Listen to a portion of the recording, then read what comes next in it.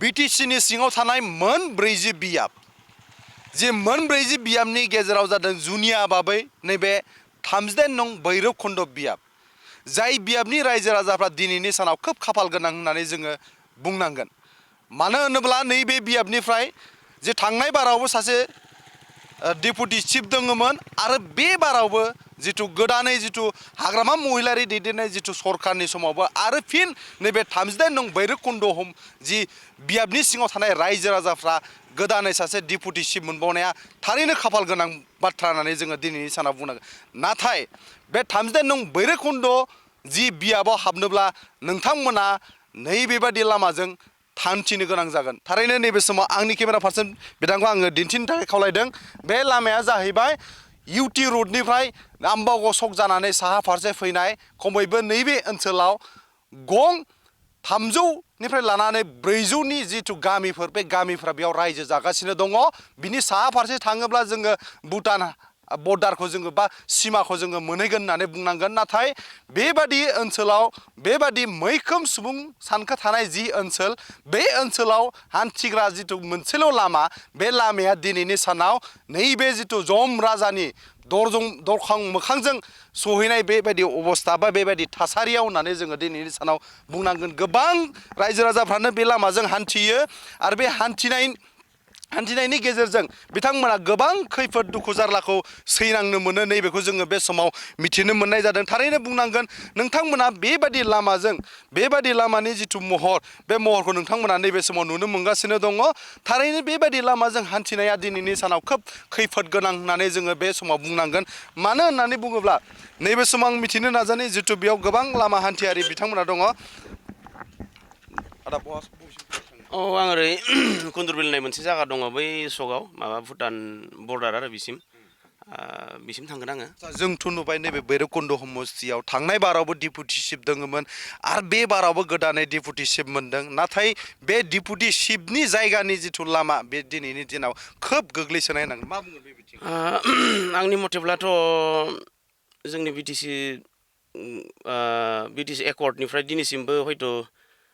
गेजेर ससेयाव दंमोन एसे मोजां दंमोन रिफारिं बायदिसिना खालामनानै एसे मोजांखौ नुदोंमोन खिन्थु दासान्दिथ' आजि जाबाय गोबां बोसोर जाबाय बेयावहाय माने बिराद माने गाज्रि जाबाय आरो लामाया माने बायख्लाजोब्बाय बेजोंथ' गोबां माने फरायसा फरायसुलिफोर आरो आबादारिफोर आरो माखासे नैबे साहा बिलाइ बागाननि गारिफोरा खारो गोबां माने मानसिफोर बेयाव हान्थियो आरो माने फरायसुलि बिथांमोनखौनो माने मेजर बायदि जों नुहुरो आरो बेयाव थाबायनायाव बै हिसाबै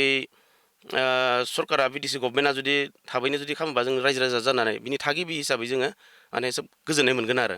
आच्छा जों नुदों जिथु नैबे ओनसोलाव गोबां मैदेर आरो मानसिनि गेजेरावबो गोबां दाङाबाजि जायो होननाय खोनादों जुदि बेबादि थासारि जायोब्ला मा जागोन इयुनाव नोंथांनि बायदिब्ला मा बुंगोन बे बिथिङाव बेयावथ' प्रटेकसन हिसाबै गभर्नमेन्टआ एसे रुल लानांगौ बेयाव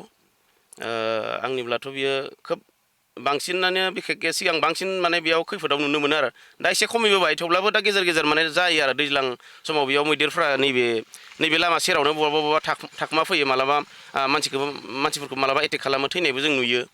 आंबो बे खाथि खालानि सुबुं हिसाबै मिथियो आरो आंबो मालाबा लोगो मोनो बे लामाजों आं मालाबा माबा मोनसे खामानि लाना फैयोब्ला बेयाव आं लोगो मोनो आरो मैदेरखौ ओमफ्राय माने गेजेर गेजेर मानसिफोर बुथारनाय जों माने नुनो मोनो आरो मोनाबिलि जायोबा बेजों हान्थिनो मोनाबिलिबाथ' एखेबारे रावबो बेयाव माने फैनोनो साहस खालामखाया आरो माने आं निजिनो सानजौफु थिरो मालाबा फैनाय जाबा माने हारसिं फैखाया आंबो गिनाय मोनो माने बेयाव आरो लामायाबो गाज्रि नै स्पिड थांनो होनबाबो हाया एकदम बायख्लाजोब्बाय माने बिराद खस्थ'जोंसो फैयो आरो हान्थिनो बिराद माने खस्थ' आरो बे लामायाव बेयो उदालगुरि बे लामाया बिखेक बबे बियोथ' बिथिं ओरैहाय सहैगोन भैरबकुन्दबो थांनो होनब्ला जों हायो खिन्थु लामाया बिराद गाज्रि आरो ओरैहाय जोङो बिथिं करामर टी एस्टेट दङ मोनसे खोब गिदिर मोनसे बियो माबानि मा कम्पानिनि बागानथाय बियो मिथिला बेयावसिम थाङो ओमफ्राय बोरैहाय बनगुरुमनो ओरैहाय बहाबा सिमराबारि गामि होननाय दङ बिथिं भुटान बर्डार बिथिं माने एकदमबारे मेजर आरो बिथिं माने गोबां मानसियानो माने आप डाउन खालामो आरो ओरै फिसा फिसा लामाथिंथ' बारा थांनो हाखायानोसै माने हाग्रा बारि गोजा नालाय बेखायनो बेजोंनो बांसिन माने 90% सुबुङानो बेजों माने हान्थियो आरो हाय नंगौ थारैनो बयनिबो गोसोआव मोनसेल' सोंथि जितु थांनाय बारावबो जितु डिपुटि चिफ दङमोन आरो बे बारावबो डिपुटि चिफ नैबे 32 नं भैरबखुन्द नाथाय बेबायदि बियाबनि जितु लामानि थासारि बे दिनै सानाव खोब गाज्रि होननानै बिथांमोनाबो दुखुफोर मोननाय फोरमायदों आं जों मिथिनो नाजाबावनो जितु नैबे ओनसोलनि थागिबि बा नैबे लामाजों हान्थिगिरि बिथांमोना दङ आदसा मा बुंगोन जों नुनो मोन्दों नैबे नोंथांमोननि ओनसोलनि जि लामा बे लामाजों जुदि हान्थियोब्ला दिनैनि सानाव जम राजानि जितु दरजा मोखाङावसो सहैनाय बेबायदि थासारियाव दङ मा बुङो बे समाव मानाव गेदेर बे मिडियानि गेजेरजों बेखौनो फोरमायनो सानदों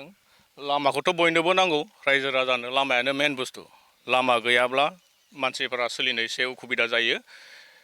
बेबारे इलेक्सननि जितु BPFनि देरहासारनायनि गेजेरजों बे लामाखौहाय रिपेयारिंनि थाखाय आं खावलायहरदों जाहाथे जेन बे लामाया मोजां जायो थांनाय बारावथ' बेबायदि लामा फारसे बेफोर मेन लामाफोरखौ जों बिदि रिपेयारिं नुवाखै जाहाथे जेन एबारे नुयो रायजो राजाया बे लामायाथ' जों आम्मागावनिफ्राय डाइरेक्ट करामर सान्तिपुर बिथिं ओरै गावस्राजोबो बेयो मेन माबा SSB केम्पफोरनि थाखायबो बहुद गोनांथि लामा बियो मैदेर एभेलेबेल बेसांनांगौ दाबो दङ बेहाय दङ दां लामायानो बेबायदि थासारिबा नों माबायदि हान्थिगोन बेबायदि लामा गाज्रिबाथ' सोलिनो दिगदार जायो गोबां आरो बिथिं स्टुडेन्टफोर दङ गोबां ओरै इजार केम्पार थांगोन हाई स्कुल बरिगाव थांगोन आं स्कुलनिफ्राय बबेयाव थांगोन दा न'आव थांसै लामाया जि माबायदि अबस्था नोंथांमोना नुदों लामाखौथ' एकदम माने जाबायदि लामा बहुत बोसोर जालांबाय ओमफ्राय दा गारिखौनो सलायथावै बायदि जाना दङ जोंहा दा लामाया माने बेसेन नाङै फ्रि अफ कस्टआव नोंथांमोना पाउडार मोनजागासिनो पाउडार मोनबाय थादों माने मानि थाखाय माने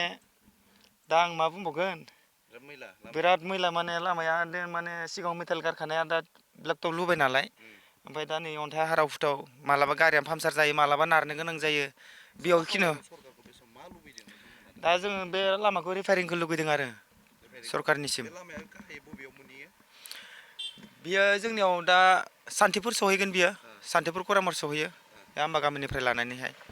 दा जिथुनाखि बे जोंनि ससेयानो बिराद माने गाज्रि जाना दं आरो लामाया मैदेराबो खाथि खाला थालाजोबो दा बर्थमानसो गैथ'वा मोनायाव मथा मथि नों 7टानिफ्राय बिथिं बिपद दङ जों लामायाबो मोजां नङा गारिबो खारहोनो हाया एकदम गिलुं थारमाने एकदम माने बे बोसोरावनो जों माने बानायजानायखौ लुबैदों आरो लामाखौहाय